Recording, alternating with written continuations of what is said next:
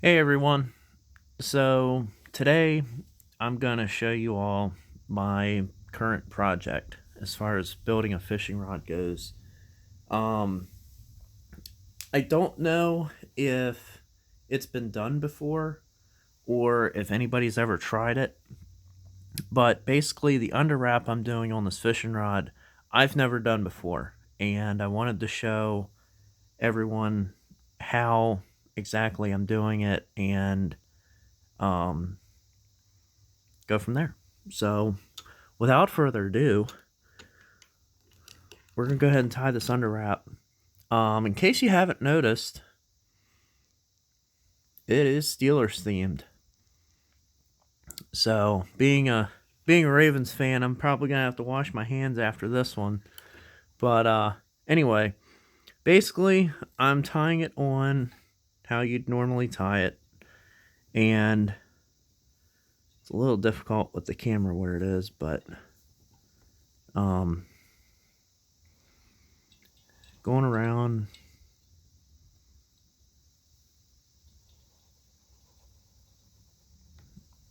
and oops, and do your initial tie off.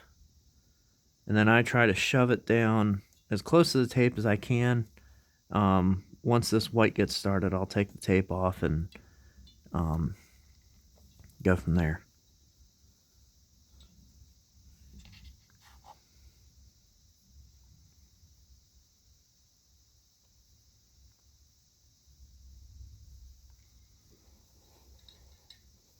There we go.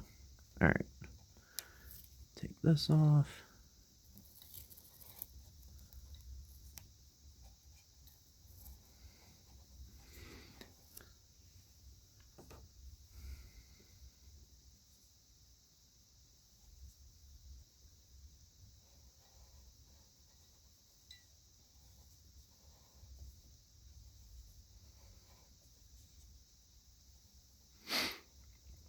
Trying to get this thing straight, but it's not wanting to cooperate with me today.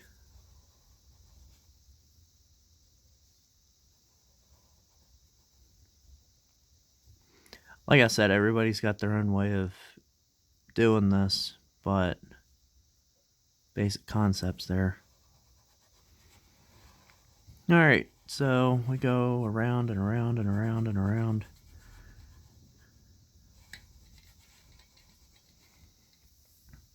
Still having just some very minor issues with the jig I made as far as keeping the thread tight. So need to work on that. But anyway,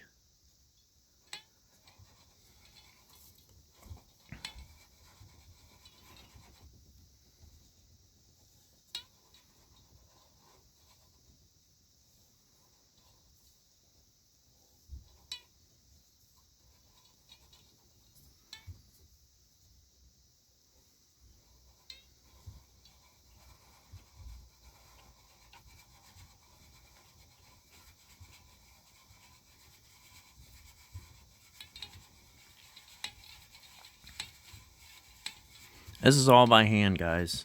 This is not, I'm not using a power wrapper or any of that. Um, that's why it takes me a little longer than I would like, but in the end, I mean, it really, you do get the same result. Um, I just rather do it by hand because then I can take my time. If I've got a problem, I can stop. Um, but basically, we're going to keep wrapping this until I see a shadow. I guess from where the tape was, where the guide is. We're going to wrap this for a little bit.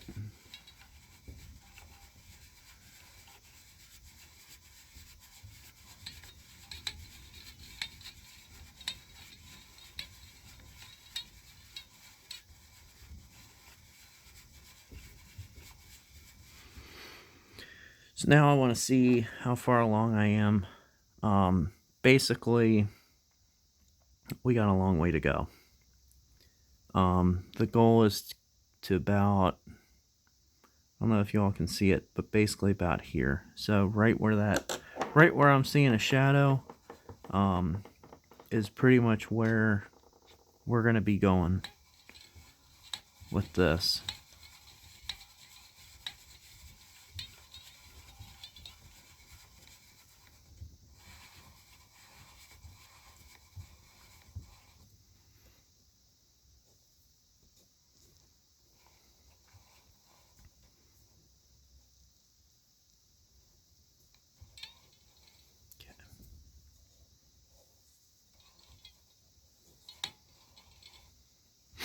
I use my fingernail. Some people use like a plastic pick or a toothpick, or something dull but enough rigidity that it'll push everything in place.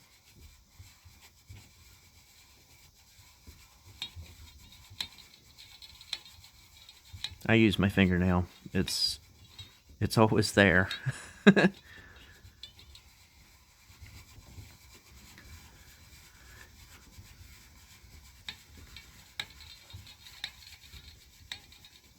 Oops.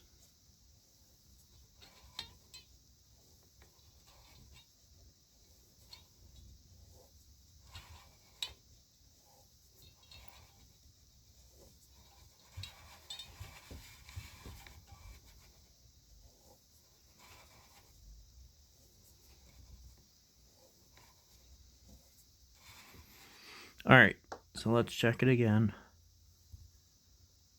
And we need to tie it off. So, standard tie off. Standard tie off. Normally, when you cut the string, you will just basically do a normal tie off. I'll explain it a little better here in a minute.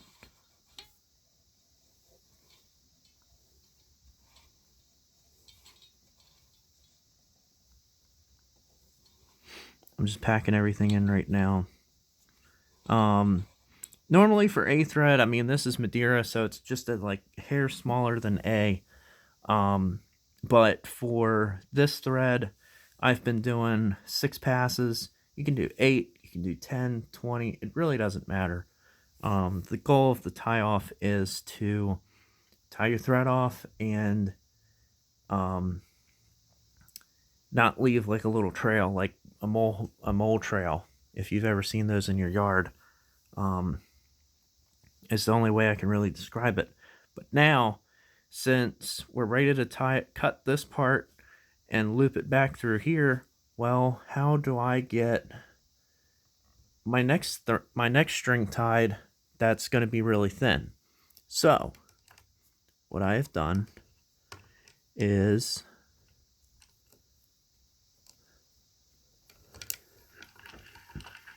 taken my next string,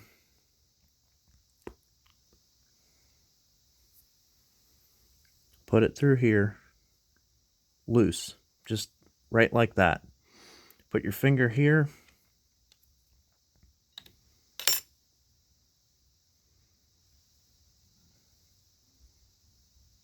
loop it through here,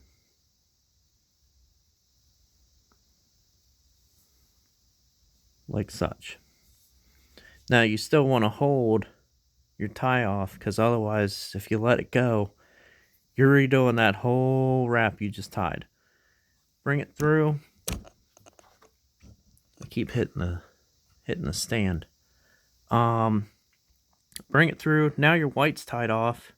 Now you can go to your silver, and because it's Steelers themed, this is actually steel thread. So once it starts taking a bite, which it should, yeah, doing it this way kind of sucks, but at the same time it works. You just got to make sure that your thread is going to be good and tight. And then for this one, I'll wrap it a few times, tie it off, and then keep repeating that same process down the line. And I'll show you guys when I get to the blue how I'm going to tie it, transition to silver, and transition back to white. So stay tuned and we'll talk to you soon.